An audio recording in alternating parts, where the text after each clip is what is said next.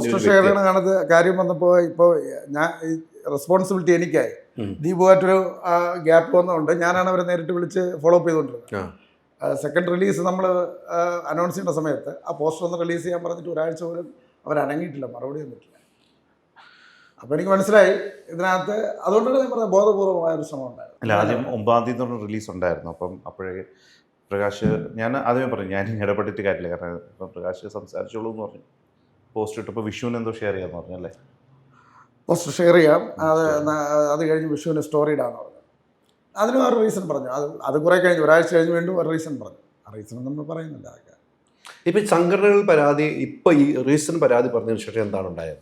അല്ല, അതൊരു ഹ്യൂമാനിറ്റേറിയൻ, ഞാൻ പറഞ്ഞില്ലേ, ഇപ്പം നമ്മൾ അന്വേഷിച്ച കാര്യമാണ്. ആ കുട്ടിക്ക് നമ്മൾ കൂടുതൽ അല്ല, നിങ്ങൾ ആവശ്യപ്പെട്ട ഒരു പോസ്റ്ററെങ്കിലും ഷെയർ ചെയ്യണമെന്നല്ലേ? അല്ല, അതിലെന്താണ് ഒരു പോസ്റ്റർ ഷെയർ ചെയ്യണമെന്ന് പറഞ്ഞ് നിർമ്മാതാവെന്ന നിലയ്ക്ക് ഞാൻ നേരിട്ട് അവരെ മാനേജറെ വിളിച്ചു. ദീപ്തി എന്നാണ് ആ ലേഡിയുടെ പേര്.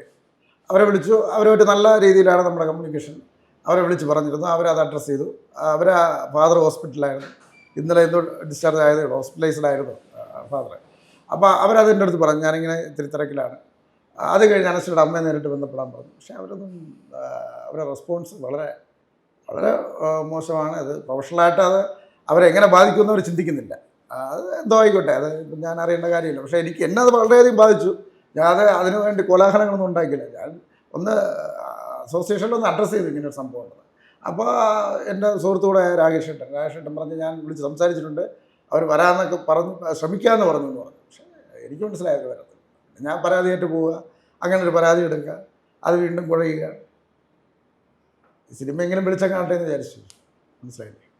സിനിമ പരാജയപ്പെട്ടാലും വിജയിച്ചാലും പരാജയപ്പെട്ട വിജയം എന്നുള്ളൊരു അമിത പ്രതീക്ഷയുടെ ഒന്നുമില്ല.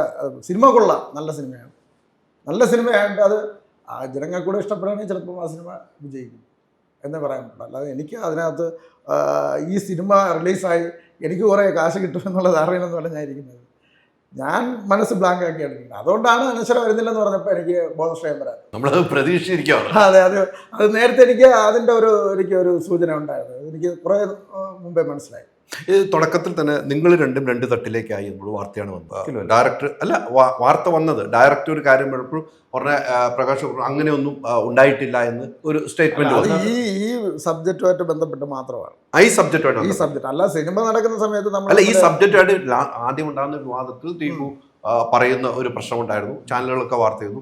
അപ്പോൾ തന്നെ പ്രകാശ് ട്രിവാൻഡ്രത്ത് നിന്നും ഒരു ഓൺലൈൻ ചാനൽ കൊടുക്കുന്ന ഒരു അഭിമുഖത്തിൽ വിളിച്ച് പറയുന്നു. അപ്പൊ രണ്ട് രീതിക്കായി മാറുന്ന നിലയിലേക്ക് ആ സമയത്ത് ഒരു ചർച്ച ഉണ്ടായിരുന്നു. ഇല്ല, അതിന് ഞാൻ വളരെ ക്ലിയർ ആയിട്ട് പറഞ്ഞുതരാം. ഇതിൻ്റെ ഞാൻ പറഞ്ഞില്ല, പ്രൊഡക്ഷൻ മുഴുവൻ ഞാനാണ് ഹാൻഡിൽ ചെയ്യുന്നത്. ഇപ്പോൾ കഴിഞ്ഞ ഓഗസ്റ്റ് ഒരു റിലീസ് പ്ലാൻ ചെയ്തിരുന്നു. ആ സമയത്ത് നമ്മൾ പ്രൊമോഷന് പോയിട്ട് നടക്കാത്തൊരു സാഹചര്യം ഉണ്ടായിരുന്നു. അതൊരു പക്ഷേ ആ സമയത്ത് പ്രകാശ് അറിഞ്ഞിട്ടില്ല ആ ഒരു കാര്യം. ആ വിഷയം പ്രകാശിന് അറിയില്ല. കുറച്ച് ഗ്യാപ്പ് വന്നു. അപ്പം അത് വേറൊരാളായിരുന്നു ഹാൻഡിൽ ചെയ്തത് പ്രകാശിനെ സംബന്ധിച്ച്. അപ്പം അതുകൊണ്ട് പ്രകാശ് കംപ്ലീറ്റ്ലി ഡിസ്കണക്റ്റഡ് ആയിരുന്നു. ഈ വാർത്തകളൊന്നും അറിയില്ല. അപ്പോൾ പ്രകാശ് ഒരുപാട് മിസ്ഗൈഡ് ചെയ്യപ്പെട്ടിട്ടുണ്ട് എന്ന് പറയാം. പേരെടുത്ത് പറയുന്നില്ല. അദ്ദേഹത്തിന് നമ്മൾ ചുമതലപ്പെടുത്തിയ ഒരാളാണ്. എൻ്റെ അഭാവത്തിൽ അദ്ദേഹം ഇവരുമായിട്ടൊക്കെ വളരെ കമ്മ്യൂണിക്കേഷൻ കൂടുതലാവുകയും ഇവരെയൊക്കെ ഒരു പരിധിവരെ ഈ ഡൈവേർട്ട് എന്താ എനിക്കറിയത്തില്ല. അതിനകത്ത് അദ്ദേഹം മാത്രം വിചാരിച്ചിട്ടുണ്ടെങ്കിൽ നടക്കത്തില്ല. അതാണ് ഞാൻ പറഞ്ഞ ഒരു നല്ലൊരു ഓർഗനൈസ്ഡ് ആയിട്ടുള്ളൊരു സംവിധാനമായിരുന്നു ഇത്. അപ്പോൾ അന്ന് ഇത് പോസ്റ്റ് ചെയ്തില്ല എന്ന് പറഞ്ഞാൽ എൻ്റെ പക്ഷമാണ്, മനസ്സിലായില്ലേ? അത് എനിക്ക് മാത്രമേ അറിയത്തുള്ളൂ, അല്ലെങ്കിൽ എൻ്റെ ടീമിനറിയാം. അത് എൻ്റെ മ്യൂസിക് ഡയറക്ടറാണെങ്കിലും എല്ലാവരും കോമൺ എല്ലാവരും പറയും എന്തുകൊണ്ട് പുള്ളിക്കാരി ഷെയർ ചെയ്യില്ല, ഫേസ്ബുക്കിൽ മാത്രം ഷെയർ ചെയ്യുന്നു. ഇതിൻ്റെ എല്ലാത്തിൻ്റെയും പുള്ളിക്കാരി പറഞ്ഞതിനെല്ലാത്ത ആൻസേഴ്സ് എന്തെങ്കിലുണ്ട്. അപ്പോൾ രണ്ടാമത് ഞാൻ വന്ന ഈ വിവാദം പറഞ്ഞാൽ പ്രകാശിനത് ന്യൂസാണ്. അങ്ങനെ സംഭവിച്ചിട്ടുണ്ടോ? അങ്ങനെയല്ല നമ്മൾ ചെയ്യേണ്ടത്. നമ്മൾ ഭയങ്കര മെച്യൂർഡ് ഒരു സ്റ്റാൻഡ് എടുത്ത് അതിന് ഞാൻ വളരെ വളരെ എന്താ പറയുന്നത് നല്ല അഭിമാനത്തോടു കൂടി തന്നെയാണ് ഞാൻ പ്രകാശ് ആ പറഞ്ഞ സ്റ്റേറ്റ്മെൻറ്റ് കറക്റ്റാണ്. പ്രകാശിനെ ബാധിക്കുന്നതല്ല. ഇത് ഞാൻ വിളിച്ച് പറഞ്ഞിട്ട് എനിക്ക് റെസ്പോൺസ് കിട്ടാത്ത കാര്യമാണ് ഞാൻ പറഞ്ഞത്. അതും ഇൻസ്റ്റയിൽ പോസ്റ്റ് ചെയ്യാത്ത മാത്രമേ പറഞ്ഞുള്ളൂ. അന്ന് നമുക്ക് ഇങ്ങനെ ഒരു ചാനൽ ഇൻ്റർവ്യൂ ഒന്നും പ്ലാൻ ചെയ്തിട്ടില്ല. അപ്പോൾ എന്തൊരു വൈമുഖ്യമുണ്ടായിരുന്നു. എന്തിനാ അസോസിയേഷനിൽ എല്ലാവരും വിളിച്ച് ചോദിച്ചല്ലോ, അപ്പോഴൊരു കാരണം പറയാൻ പറ്റിയില്ലല്ലോ.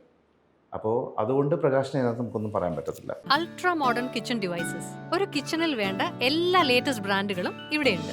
ലോകോത്തര ബ്രാൻഡുകൾ, original products, wide range. MyG future.